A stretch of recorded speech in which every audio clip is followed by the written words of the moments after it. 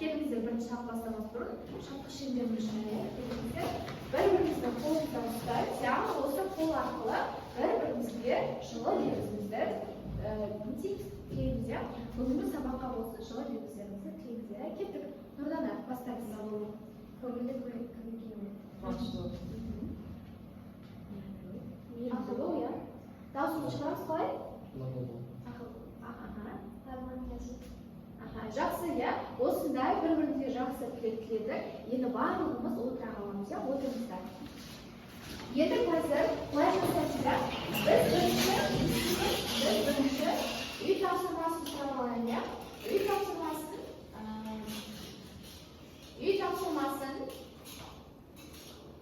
сұрайық, иә. Енді қараңыздар. Үй тапсырмалармен өткен тақырыпты қайталаймыз, иә. Енді санаймыз, сіз Аяжан бірінші сіз, екінші Нүсіп, үшінші Сабина 4, Қуаныш 5, 6-шы, 7-ші, иә, 7-іміз. Енді қараңыздар, мына тұрған стикер тұр, иә, мына стикерді сіздердің сандарыңыз тұр, иә. Мен қазір бұның артында 1, 2, 3 әркім өзінің санын біледі, иә. Мен қазір тұрғанда бір стикерді аламын. Сол қай сан келсе, сол бала сол бүгінгі сабаққа жауап береді. Біздер қараңыздар, мен қазір кез келген бір стикерді жолай кеттік. 4-ші дейді сан, 4-шігімізде сан дейді, иә. Біздер бір тұстан қандай дейді, бір негізді қышқылды көрсетіміз дейді. Жауап қайсысы? А жауабы H-N-O-2 дейді. Дұрыс па? Дұрыс, иә, жақсы отыра қойыңыз. Кеттік, екінші сұрақ, екінші стикерді жылағын. Мына жерде біздер 7 дейді. 7-шігімізде алтына кеттік. Екінші, екі негізді қышқылды көрсетіміз дейді. Қайсысы бізде? С жауабы. Қайсы? С жауабы, иә, С жауабы бізде H-2-S. Дұрыс па бізде? Жақсы. Енді мен бұны бастамас бұрын тұра тұрыңыздар. Жақсы, сіздерге біз білеміз, иә, біз не ұстаймыз? Телефон ұстаймыз, иә. Қараңыздар, мен сіздерге неше түрлі iPhone таратып қазір. Қараңыздар, осы iPhone-да, міне, иә, бұл бізде 13 Pro Max деп есептейік, иә, өйткені үлкен телефон. Мына жерде сіздер өз-өздеріңізді бағалайсыздар, иә. Қазір мына жерде көрсеткішті аттарыңыз жазасыздар. Үй тапсырмасынан қанша балл алдыңыздар, яғни топтық жұмыс, жұптық жұмыстан қанша алғандарыңызды жазасыздар, иә. Осы жерде астында жаңағы сіздерге қойылатын өздеріңіздің бағалау сандары тұр, иә. Сонымен сіздер өздеріңізді бағалайсыздар, яғни үй тапсырмасына қаншалықты жауап бердіңіздер. Қазір көресіздер, сосын жаңа тақырыпты айтатын боламыз, иә. Қазір сіздерге бір видео көрсетіп, тыңдаймыз. Қараңыздар, оқу мақсатымыз негіздердің жіктелуі мен қасиеттерін білу және түсіну, олардың химиялық қасиеттерін сипаттайтын реакция теңдеулерін ескерген ретінде құрастыру керек. Жақсы, бүгінгі күнді жазамыз, дәптерге негіздер деген тақырыпты жазамыз.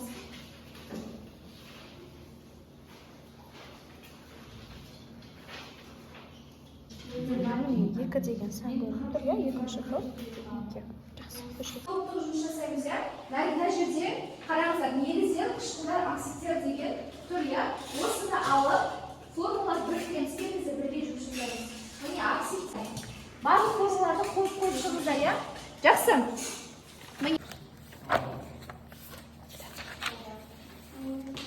Негіздерін жаңа қоясыздар, иә. Келесі кеттік. Сіздер, иә. Мына жерде тағы да негіздерді, иә. Сіздер мына жерге негіздерге қышқылдарға барлық формула кітапты байлансаңыздар болады, кітапты пайдаланыңыздар. Кез келген осыған формуларды тестеп шығамыз. Жіктеді, қышқылдар, оксидтер және негіздер. Жақсы жіктелді, иә, бізде? Қараңыздар, келесі жұмыс бізде жойтека деп аталатын квест ойын ойнаймыз. Қазір былай жасаңыздар, мынау QR-код, телефондарыңызды алып шығыңыздар. Осы QR-кодқа басатын болсаңыздар, сіздерде квест ойыны болады. Енді мен сіздерге түсіндіріп өтемін. Қараңыздар, кіріңіздер. Яғни біз камераға бастық, яғни кірдіңіздер ғой. Бізде жойтека, я. Продолжить деген. Аха. Міне қараңыздар, сіздерде квест ойыны шықты. Я, енді қараңыздар, камераны ақырындап жылжытыңыздар. Аха. Сіздер енді қараңыздар, біз квест ойыны шықты ғой, я? Енді сіздер ар жағын бұрап, сіздер бұл жерден есікті ашу керексіздер. Есікті ашу үшін ең алдымен не істейсіздер? Әр жерді қозғасаңыздар, қай жерде үй тұр ғой. Сол жерді қозғасаңыздар, сіздерге тапсырма шығады. Яғни бұл жерде қандай тапсырма екенін ашыңыздар, кез келген жерді іздесеңіздер, мысалы қараңыздар,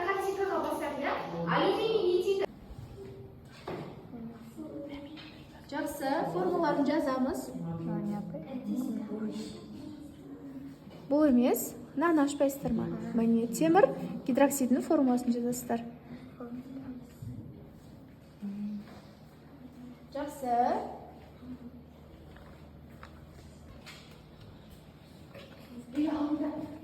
Апай. H2I. Ана жерде. Мына жерде есіп көремін. Оқытпай жазып, барлығымыз біз жазып болдық, иә? Келесі есікке өттік, иә? Бізде берілген 5 тапсырма, соның барлығын жазып болдық, иә? Жақсы, енді бұл бізде жұптық жұмыс болды, иә? Барлықтарыңыз естисіздер. Мына тұрған жұптық жұмысқа өздеріңіздің балдарыңыз қойыңыздар. Жақсы, болды. Келесі тапсырмаға көшеміз. Мына жерге жұптық жұмысқа барамыз. Жазып қойыңыздар, иә? Жұптық жұмысқа қанша қоя алғандарыңыз, иә? Телефонды қоямыз. Бізде лабораториялық жұмыс, бізде OLAPS деп аталатын тыңдаймыз. Бізде бүгінгі негіздер тақырыбындағы лабораториялық жұмыс жасаймыз. Бізде OLAPS деп аталады, иә. Енді қараңыздар, бұл жерде неліктен мен сіздерге лабораториялық жұмыс жасайды деп жатырмын. Себебі біз негіздерді білдік, иә. Негіздердің құрамында міндетті түрде OH болады екен, иә. Яғни осыларды қосу арқылы индикатор қағаздың қалай өзгеретінін жасауға болатынын көрдік, иә. Жақсы, енді біз естерге бір рет көрсетеміз, сосын келіп жұп-жұппен келіп өшірге топ-топпен келіп өшірге жасайтын болады. Түсінікті ма? Жасастан кіреміз, яғни ол жерде бізде түсіреді, енді ары қарай біз өзіміз жасау үшін басталады. Енді біз өзіміз жасаймыз, иә, осыны қосу арқылы біз түстерді, яғни осы түстерді салыстыра аламыз, иә. Енді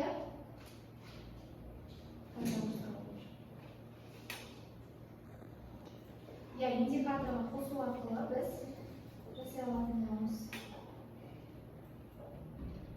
Міне. Яғни осыған, міне.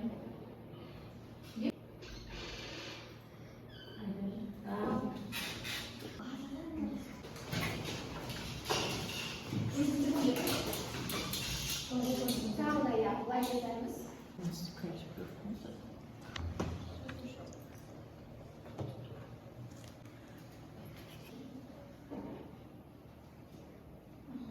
Тапсырма бізде не ол ноутбук, иә, ноутбук әдісі арқылы біз не істейміз? Топ-топпен жасайтын боламыз, иә. Бұл ноутбук әдісінде тапсырма жазылып тұр, яғни бірінші топқа массасы 2,8 грамм кальций оксиді сумен әрекеттескенде түсетін кальций гидроксидінің массасын табыңыздар, иә. Осы ноутбукқа қарап отырып, сіздер не істейсіздер? Өздеріңіздің тапсырмаларыңызды орындайтын боласыздар, иә. Келесі міне бірінші топты осындай тапсырма келіңіздер. Екінші топта дейді массасы 15,6 грамм алюминий гидроксиді айырылғанда алюминий оксидінің массасы қалай түзіледі дейді, қандай түзіледі деген сұрақ. Яғни бұл екінші топтық, иә, екінші топ келіңіздер сіздер орындайсыздар, қараңыздар, телефондарыңызға өздеріңізді несер зертханалық жұмыстан, иә, біз несерді виртуалды зертхана жасадық, иә, содан жасаған балаларыңызды қойып шығыңыздар, иә, біз барлығымыз есе алып орындай алып, иә, зертханалықты жақсы қоямыз. Жақсы. Есепті шығарыңыздар. Апай қайда? Мамамыз ол просто X бар, X-ін табамыз. Апай.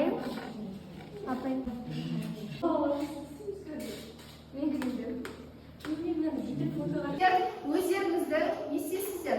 Балдарыңызды қойыңыздар, иә, өздеріңізді бүгінгі сабаққа балаларыңызды қойыңыздар, иә. Біз қазір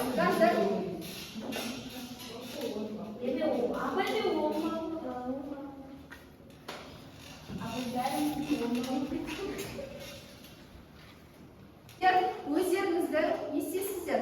Балдарыңызды қойыңыздар, иә, өздеріңізді бүгінгі сабаққа балаларыңызды қойыңыздар, иә.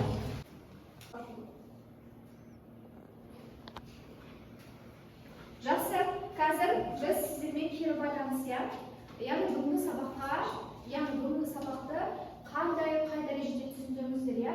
Бізде білесіздер, мынау бізде банкомат, иә, Каспийдің банкоматы, иә. Біз банкоматқа не саламыз, біз не істейміз, карточкамызды қою арқылы не істейміз, ақша саламыз, иә.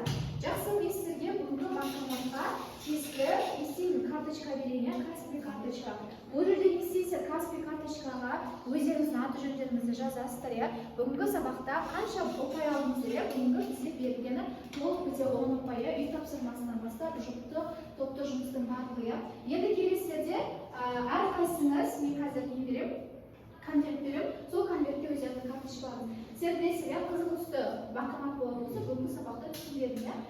Көк түсті банкомат болатын болса, бүгінгі сабақ бізде менде орташа түсіндім, иә. Бізде жасыл түсті болатын болса, мен бүгінгі сабақты өте жақсы түсіндім, иә. Қандай жаңа дүние білдіңіздер, соның барлығын біз не істейміз, сол жерде айта аламыз, иә. Жақсы, бүгін жақсы. Мен астынан етпеп тұрмын. Қараңыздар, мен сіздерге әрқайсысына мінекей келіп салсаңыздар болады.